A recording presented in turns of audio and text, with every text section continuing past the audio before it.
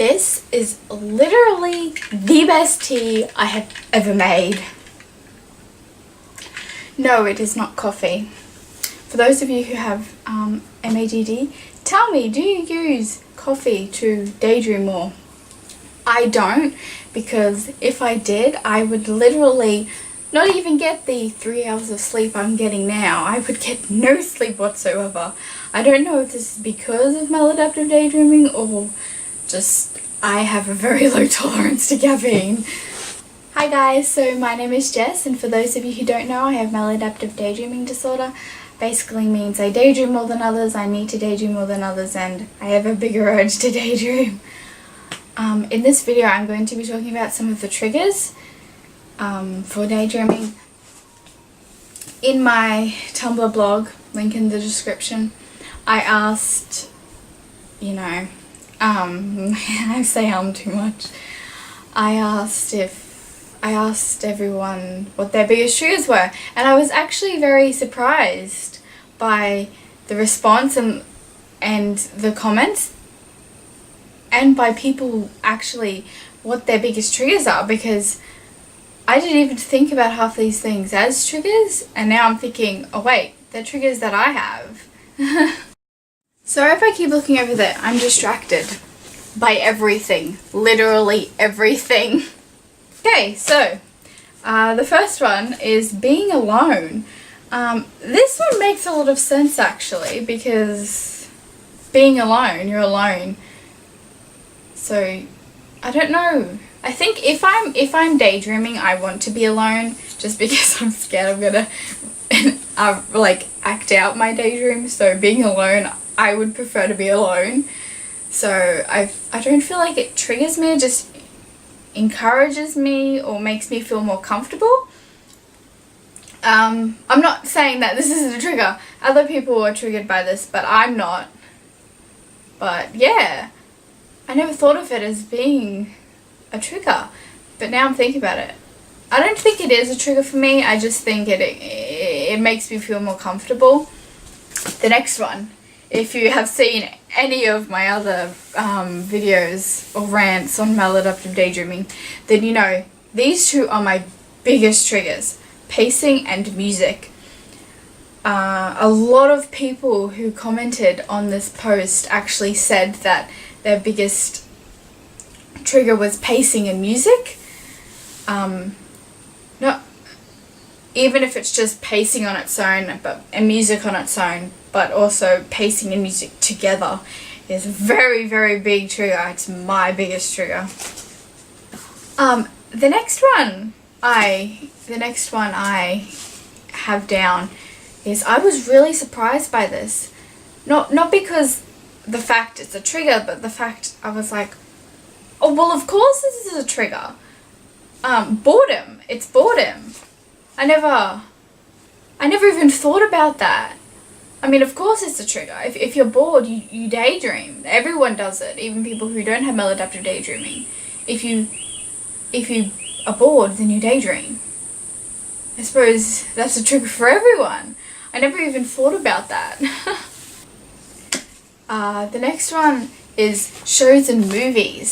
So personally, I used to be triggered by movies and TV shows all the time, but I'm not triggered by them anymore. Well, I am, but not as much as I used to be. But apparently for a lot of people this is their biggest trigger, and yeah. So the next one's kind of funny. Somebody commented breathing, which is kind of funny. It's like the fact that they're alive is a trigger. Like everything is, breathing is. And I just thought it was kind of funny because sometimes I feel the same way. Actually, I always feel the same way. Oh, the next one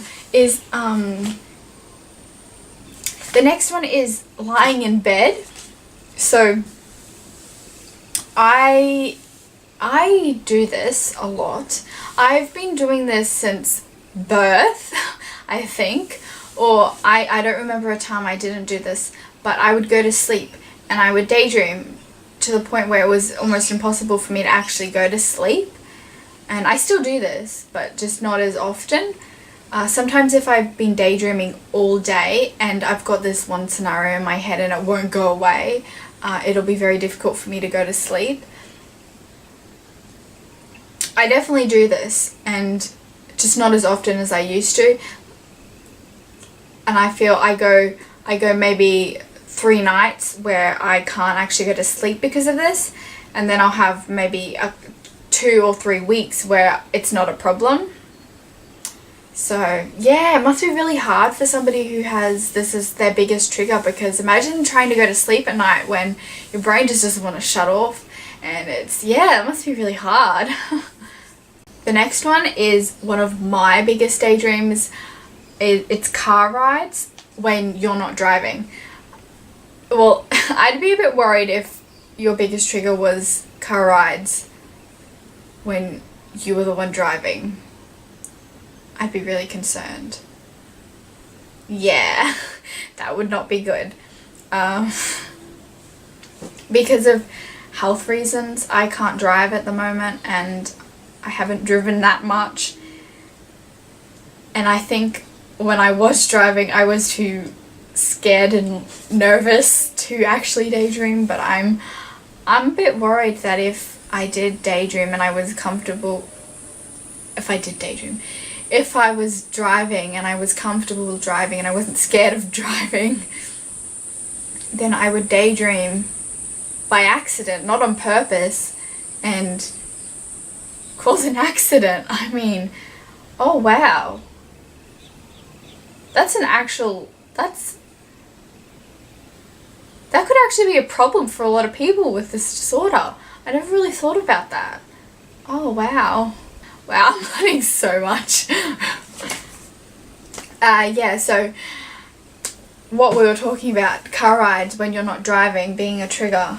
This is definitely a big trigger for me. If I am in the car and I'm not going to be driving, chances are. There is 99% chance that I am listening to music and daydreaming, and it's actually frustrating when people talk to me because I'm like, be quiet, I'm daydreaming, stop. Yeah, so, and I always get really excited about if we're going somewhere, even if it's just to the shops, because I'm like, yay, I get to go in the car and I get to daydream. Next one is, well, it's kind of like pacing, but it's walks where you just go for walks. So sometimes for me, I actually just go on like really long walks, which in Australia in summer isn't the best, but hey, sometimes I used to walk around like this unit complex, and for a good 3 to 6 hours, and I wouldn't even notice what time it was until it would start getting dark, which is, I don't recommend, but sometimes you can't control it. So that is all on my list. So that was all that people actually said in the comments, but I know for a fact that there are so many other triggers. A few that I can think of right now is reading, studying, anything that being out in public because you're being,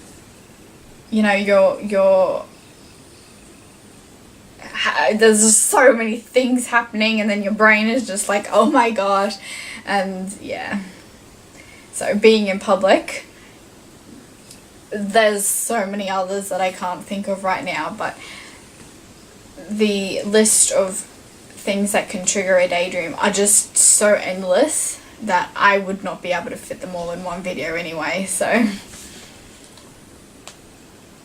I do want to say that I know for people who don't have maladaptive daydreaming disorder, it might sound like, oh, but everyone who has this, they are choosing to daydream. I do want to say that, yes, sometimes people use these triggers to daydream on purpose because they have an uncontrollable urge to. However, sometimes people might accidentally daydream. For example, you're in a car, you don't mean to daydream, but you are. You are reading, you don't mean to daydream, you are, blah, blah, blah, blah, blah. You're walking, you don't mean to, you are. So I just want to make it very clear that even though sometimes daydreaming is a choice, sometimes it's not. And even when it is a choice, it is because of this uncontrollable urge to daydream. It isn't, you don't feel like you have a choice, if that makes sense. So I just wanted to make that clear. Anyway, this video wasn't that exciting. It was just me talking about triggers. But anyway, if you are looking for support on maladaptive daydreaming, there is a big community on Tumblr. I will, like I said before, link is in link is in the description to mine if you're interested. And yeah, this was really boring, and I promise I will make more interesting videos, but right now it is so hard for me to actually think of a good idea for a video on maladaptive daydreaming because my brain is just anyway guys, thank you for watching and stay unique.